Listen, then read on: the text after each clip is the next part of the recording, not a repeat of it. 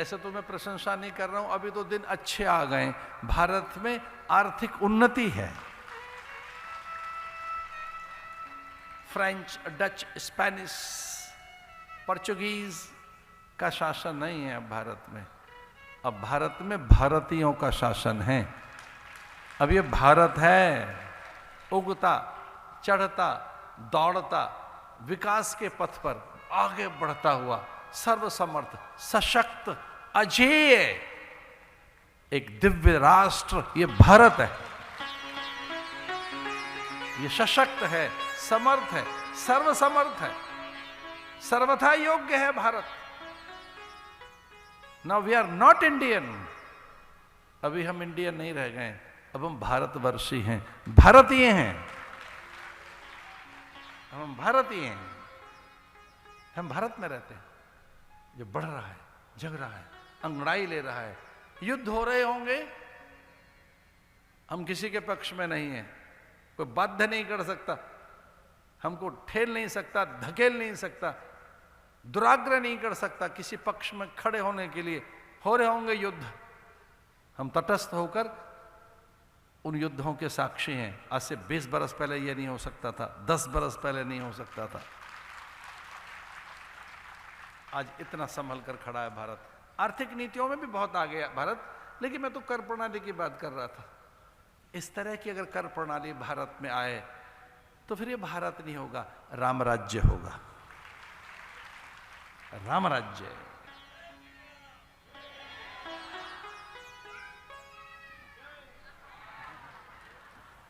ये जो नारा है ना, ये जो मंत्र है, जैसे आप बोल रहे हैं, तो जब बोले दिल खोल कर बोलो जय श्री राम।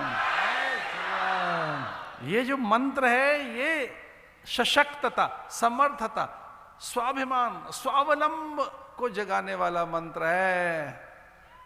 ये पूरी अयोध्या के वैभव को विसार कर और लंका की ईंट से ईंट बजाने वाले राम का मंत्र है, राम मंत्र है ये।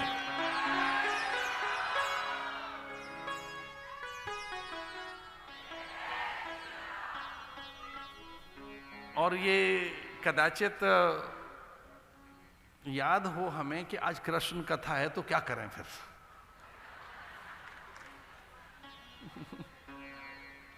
देखिए ऐसा है राम। ध्येयम ध्येयम सतत मनसा तारकम ब्रह्म स्वरूप। शास्त्र कहते हैं जो जिसका स्मरण किया जाए, जिसको ध्याया जाए, जपा जाए, गाया जाए, सुना जाए, जिया जाए, गुनगुनाया जाए, वही तो नाम है जय श्री राम। और ऐसे राम की कृपा से, राम कृपा से, उनके प्रताप से कोई विषमता नहीं रही। ऐसा कहते हैं कि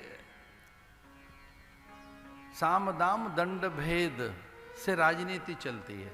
साम दाम दंड भेद। तो राम राज्य में दो चीजें नहीं थी, न दंड था न भेद था। तो दंड कहां था? तो ऐसा बताते हैं कि दंड के नाम पर सन्यासियों का दंड ही दंड था बस। जो सन्यासियों के हाथ में दंड था, और भेद के नाम पर पर्दा था।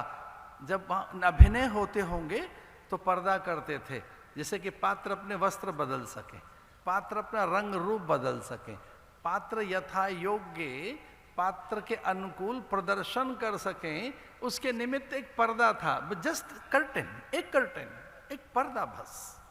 तो भेद के नाम पर इतना सा पर्दा था कि पात्र यथा अनुकूल रूप बदल सके। दंड के नाम पर सन्यासियों के हाथ में दंड था, सन्यासियों के हाथ में। इसका अर्थ बूढ़े के हाथ में भी नहीं था। इसको ध्यान से सुनना, बूढ़ा ऐसे बूढ़े नहीं थे कि वो झुक के चले। इतना बूढ़ा नहीं होता था व्यक्ति, यानी बूढ़ा था ही नहीं। बूढ़े थे तो उनको झुकना नहीं था। सन्यासियों के हाथ में दंड था। और दंड के नाम पर भी फिर बताती है वाल्मीकि रामायण के दंड में भी धर्म दंड था और कोई दंड नहीं था। धर्म दंड लेकर सन्यासी चलते थे, साधु महात्मा। तो राजनीति चार चीजों से चलती है, साम दाम, दंड और भेद। ये साम क्या है? साम अच्छी अच्छी बातें करना, चावल फ्री कर देंगे, ये फ्री कर देंगे, बिजली फ्री कर देंगे, ये फ्री कर देंगे, आ जाओ। कोई हमसे पूछ रहा था कि महाराज आपके यहाँ भी कुछ फ्री है क्या? हमने कहा है, हम संसार से फ्री कर देंगे, फ्री विल।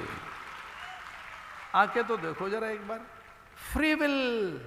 हम इच्छा और कामनाओं से ही मुक्त कर देंगे आपको। हम याचक नहीं बनाएंगे, दीन नहीं बनाएंगे, दरिद्र नहीं बनाएंगे, हाथ पसारने के लिए नहीं कहेंगे यहाँ जाओ वहाँ जाओ। हम तो कहेंगे नित्य मुक्त है, फ्री विल, तू मुक्त है, मुक्त आत्मा है, मुक्त तो हम ये बोलेंगे फिर आप। और ये सच्ची बात है। ये पूरा संसार आपको कुछ कुछ कुछ बनाने में लगा है। साधु ये कहता है तुझे कुछ बनना नहीं है, जो तू है बस उसको पहचानना है।